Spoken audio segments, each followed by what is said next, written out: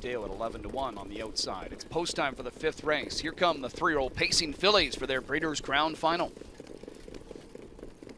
And there they go. They're off and pacing, and McDonald starts up Chantilly from the outside. And she'll sprint out. Here comes the big filly, Chantilly.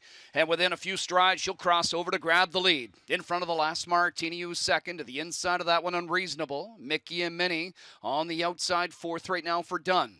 To the inside, it's Out of This World Dale in some traffic here, and now going off stride was Rose. Outside of that one, Phase. Then it's Rodeo Drive Dale, Skywalker C, and Millie May Hanover, 27 flat to the quarter at Chantilly leading the way. The last Martini in second, Mickey and Minnie.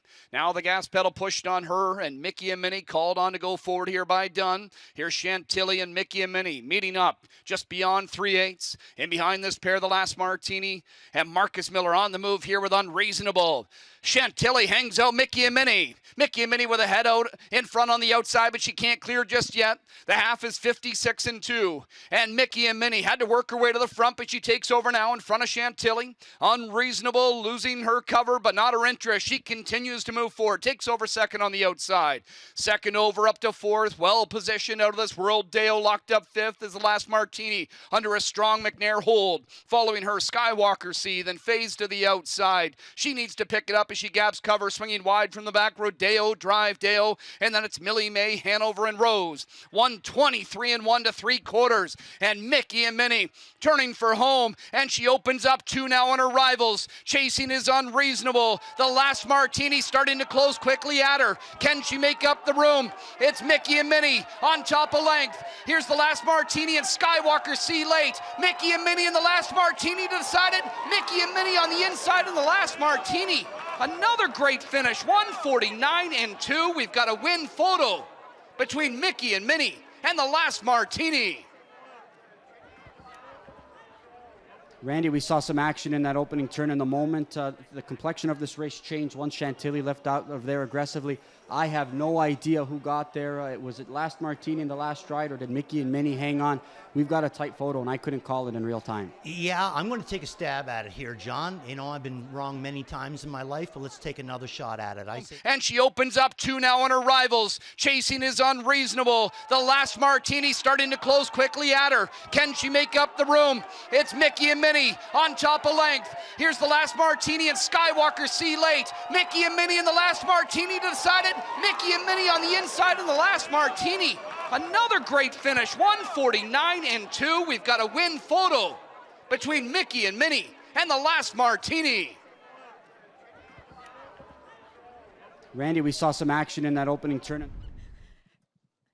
Well, after a long-awaited photo, it is a dead heat between the last Martini and Mickey and Minnie. We'll start with you, Dougie. What were your thoughts nearing the wire? Yeah, you know, we were guaranteed second there late, and she kind of just lunged right at the wire. I wasn't sure. Dex thought I got her, but it's a little anxious moments there. So I said there earlier I'd take a dead heat if we get one, so we got one. Let's talk about the trip. You know, it looked like you had a handful up the backside. They weren't really going much, but you sat there patiently until that far turn. Yeah, I really had no choice. You know, we weren't Dex's filly. She didn't want to clear it at all tonight. Once she did, way she went. She kind of does that once in a while, but.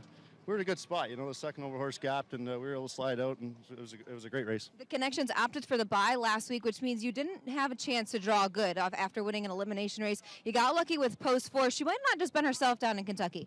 Well, she had the 11 hole. I've never seen the light of day, so I mean, at the half I was in trouble. Just wanted to pretty much train her up. After that, I was sitting 12th. I was in a terrible spot, and it worked out for tonight. Always nice to get a Breeders' Crown win, but definitely at home. That's for sure. It's a greatest track, I think, in the world, and it's fun to be a part of it. Nice job. Thanks, Jess. That was winning driver Doug McNair. Winning trainer Jared Bako. Real quick, what were your thoughts coming to the wire?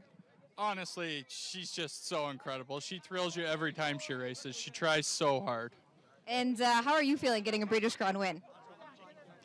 Best day of my life. Congratulations. Thanks, Jess. That was the last Martini in a dead heat with Mickey and Minnie. And right now we've got one of them back to the Winback Farms winner's circle. What a thrilling finish. Couldn't be separated. Dead heat between the 4, the last Martini, and 5, Mickey and Minnie. And there is the last Martini in the winner's circle. 3-year-old Bay filly by Huntsville is out of the Rock and Roll Heaven Dam Martinique. Bred by Crawford Farms, owned by Glenview Livestock Limited. Trained to victory by Jared Bako, who will hoist his first Breeders' Crown trophy. Doug McNair on home turf. Gets a Breeders' Crown win with the last Martini, her 6th of the year in 14 tries, 10th lifetime score. 49-2, a new lifetime mark for her. The last Martini caretaker, Andy Garzo, congratulations. On behalf of Diamond Creek Farms, Caroline Vasquez and Andrew Kramer trackside to make the trophy presentations to one half of the winning connections first in the last Martini. And in a few moments, Mickey and Minnie will get her time. Shine in the spotlight here as well. Plenty of storylines coming out over the last 2 days in these Breeders' Crown finals. They always say it all comes down to the Breeders' Crown, and this show has not disappointed yet again. And we still have more to go. Lots of great racing still to come. As the last Martini exits, Mickey and Minnie enters.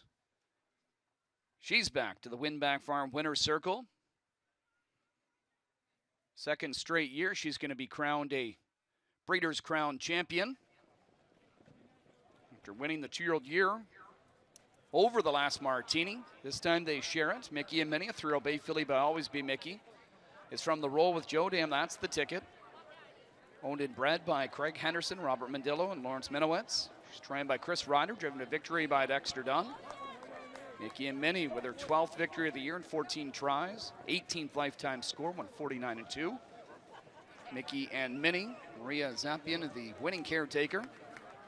She too congratulated trackside on behalf of Diamond Creek. It's Carolyn Vasquez and Andrew Kramer again with the trophy presentation to the winning connections of 5 Mickey and Minnie. Back-to-back crown trophies for the talented daughter of Always Be Mickey. Hey, we're gonna get it together. All right. There we go. What are we doing? Yeah.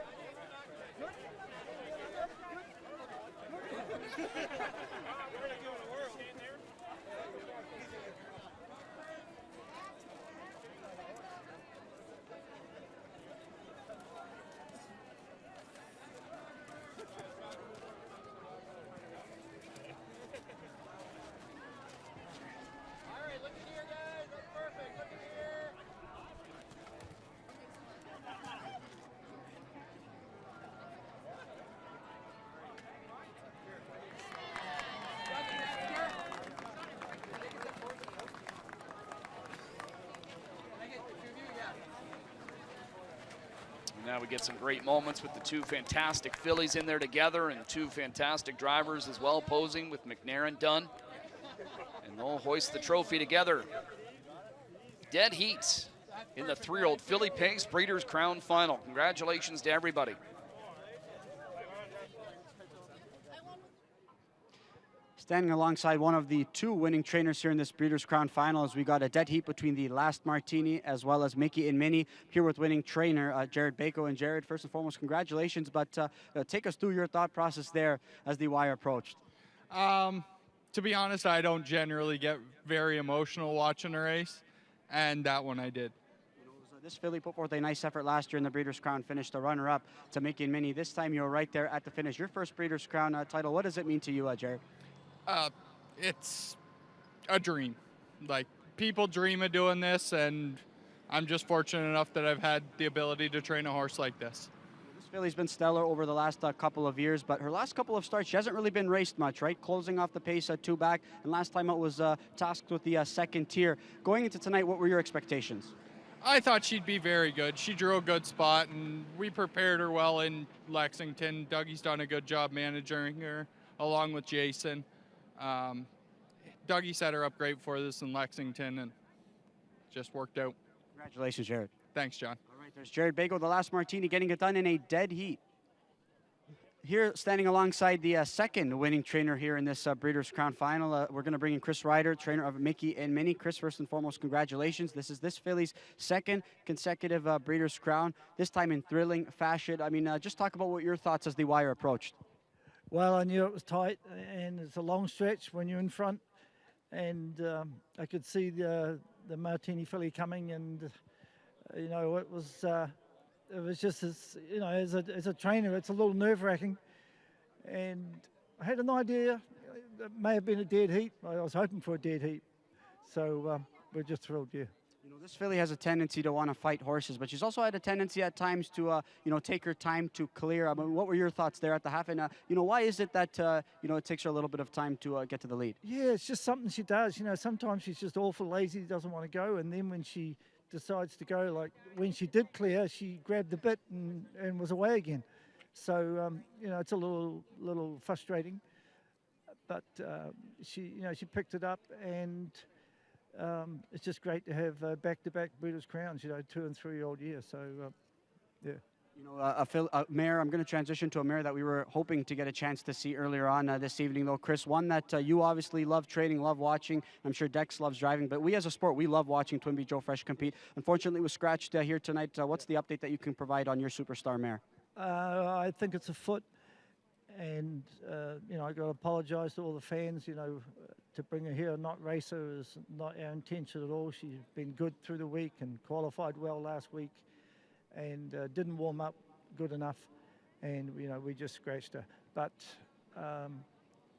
I just appreciate all the following she's had, and we appreciate her just like everybody else. Been a fabulous filly, and, we wouldn't want to race her the way she was and, maybe do something else. But I think it's a foot, but we're really, a couple of days will tell the real story, yeah. All right, we hope to see her back at the races, though, Chris, but you've got another star filly in your barn here in Mickey and Minnie. Congratulations. Thanks so much, yeah, it's a thrill, thank you. All right, a thrilling finish there in that Breeders' Crown final. Mickey and Minnie, the last Martini, 1-2 in last year's Breeders' Crown. They dead heat this year.